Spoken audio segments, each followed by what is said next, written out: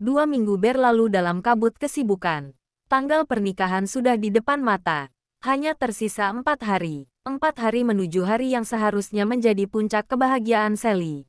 Tapi kini terasa seperti tanggal eksekusi yang tak terhindarkan. Sally sibuk dengan fitting gaun, perawatan wajah, dan sesi foto terakhir. Di setiap kegiatan, Ananda selalu ada, membimbing, memuji, dan memastikan Sally selalu tersenyum di depan kamera.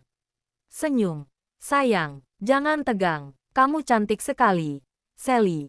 Bisik Ananda saat Sally mencoba gaun pengantinnya yang mewah. Sally tersenyum. Tapi senyum itu palsu. Ia merasa gaun putih itu, yang seharusnya melambangkan kemurnian, kini terasa seperti kain kafan yang menyembunyikan kebohongan besar. Dito semakin jarang terlihat. Alasannya kini berubah menjadi, ini minggu terakhir, sayang. Aku harus memastikan semua deal besar selesai sebelum cuti panjang. Aku janji, setelah menikah, aku akan jadi milikmu sepenuhnya. Sally menelan janji itu mentah-mentah. Ia tidak punya pilihan lain. Undangan sudah menyebar. Keluarga besar sudah berkumpul. Mundur sekarang berarti menghancurkan nama baik kedua keluarga. Ia kembali memegang teguh alibi Ananda. Bunga hanyalah kode klien. Dan Putri adalah nama proyek. Hari ini adalah hari Selasa. 3 hari sebelum ijab kabul. Sally baru saja kembali dari fitting gaun terakhir. Ia merasa lelah, tapi lega karena semua persiapan fisik telah selesai.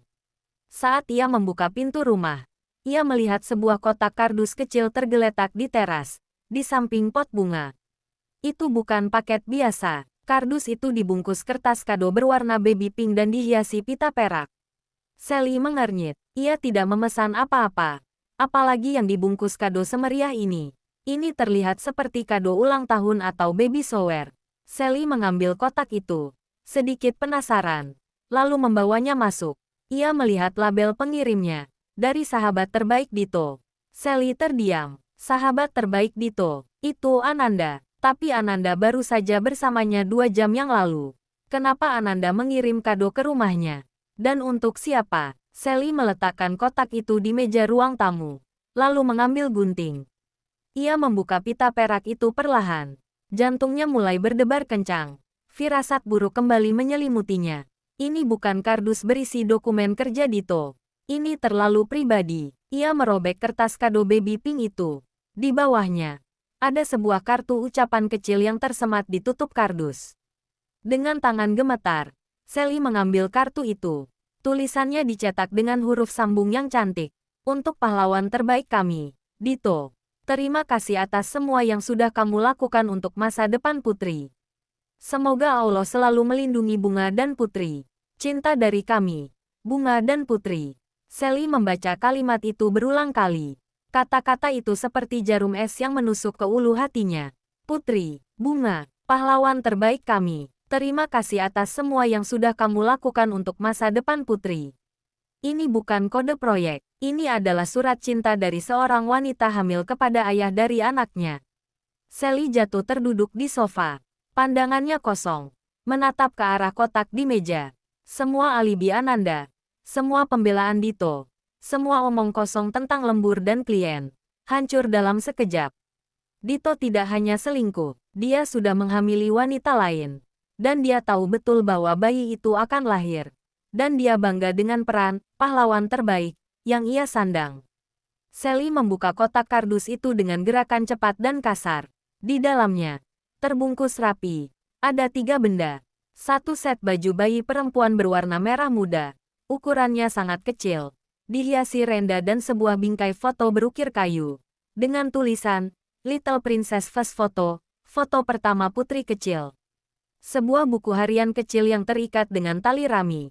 Di atasnya tertulis nama, Ananda. Sally membeku melihat nama itu. Ananda, baju bayi. Bingkai foto bayi perempuan. Tulisan tangan, Bunga dan Putri. Dan sebuah buku harian bernama Ananda. Semua potongan yang selama ini ia abaikan, kini menyatu menjadi gambar yang mengerikan. Suara wanita di telepon yang terasa akrab. Inisial SDAB di undangan. Ananda yang selalu ada di kantor Dito. Ananda yang begitu pandai memanipulasi dan membalikkan fakta. Sally meraih buku harian itu. Tiba-tiba, ia tidak merasa sakit lagi. Ia hanya merasa marah. Marah yang membara. Marah yang membakar setiap sel di tubuhnya. Ia membuka buku harian itu dengan paksa. Halaman pertama sudah membuat napas Sally tercekat. 2 tahun lalu. Tanggal 12 Juni hari ini aku harus berbohong lagi pada Sally. Aku membencinya. Tapi aku harus melakukannya. Dito bilang dia akan tetap menikahinya. Demi mendapatkan modal dari keluarga Sally. Setelah itu, Dito akan menceraikannya. Dan kami akan hidup bahagia dengan Putri. Aku rela menjadi selingkuhan Dito asalkan kami bisa bersama. Aku mencintaimu. Dito, 1 tahun lalu. Tanggal 29 Desember Sally menangis lagi karena Dito lembur. Aku harus datang menghiburnya. Aku harus menjaga Sally agar dia tetap percaya. Sally, kamu benar-benar sahabat yang baik. Tapi aku harus mengambil Dito darimu. Maafkan aku. Bunga panggilan sayang Dito padaku ini harus tega. 3 bulan lalu. Tanggal 5 September dokter bilang janin kami perempuan. Dito sangat senang. Kami memutuskan menamainya Putri. Dito bilang, aku harus pura-pura sibuk agar Sally tidak curiga kehamilanku. Kami akan segera memiliki keluarga. Ini semua berkat kesabaran kami menunggu Sally dan hartanya. Sally menjatuhkan buku harian itu. Ia tidak perlu membaca lagi. Semuanya sudah jelas. Bunga adalah Ananda. Putri adalah anak Ananda dan Dito. Pernikahan ini adalah skema penipuan untuk mendapatkan uang dari keluarga Sally. Sahabatnya, Ananda, wanita yang paling ia percaya, yang selalu ia sandarkan di saat ia rapuh. Ananda tidak hanya merebut tunangannya, tapi juga menggunakan status sahabatnya untuk mengendalikan Sally. Air mata Sally sudah kering. Ia berdiri. Ia tidak akan menangis lagi. Ia harus menghadapi ini. Tepat saat itu, pintu rumah terbuka.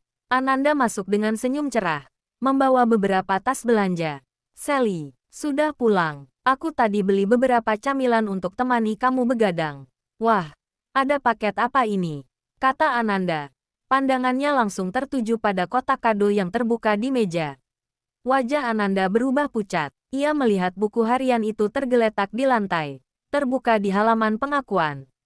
Ananda tahu, permainan sudah berakhir. Sally menatap Ananda. Matanya merah menyala, tapi suaranya tenang, dingin, dan mematikan.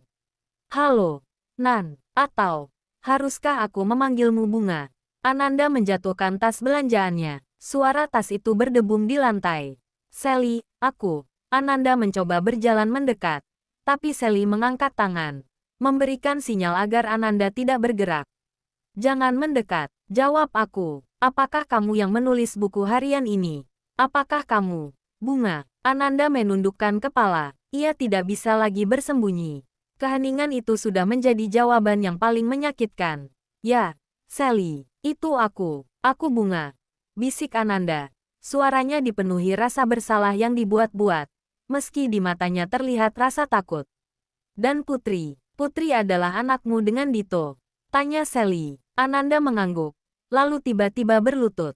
Sally, aku mohon, dengarkan aku. Ini bukan seperti yang kamu pikirkan. Aku bisa jelaskan. Sally tersenyum sinis. Jelaskan. Jelaskan bagaimana kamu bisa tidur dengan tunanganku. Jelaskan bagaimana kamu tersenyum padaku setiap hari, sementara kamu membawa anak dari pria yang akan menikahiku. Jelaskan bagaimana kamu bilang ini semua kode proyek, padahal isinya adalah baju bayi. Aku terpaksa. Sally, Ananda menangis histeris. Aku mencintai Dito, tapi Dito hanya mencintai hartamu. Dito yang memaksaku. Dia yang mengatur semua ini. Dia bilang dia butuh modal dari pernikahanmu untuk membiayai Putri. Dia bilang dia akan menceraikanmu setelah 3 bulan. Sally terdiam. Ananda selalu mencari celah untuk menyalahkan Dito dan menjadikan dirinya korban. Bahkan di saat ia sudah tertangkap basah. Dito yang memaksamu untuk hamil?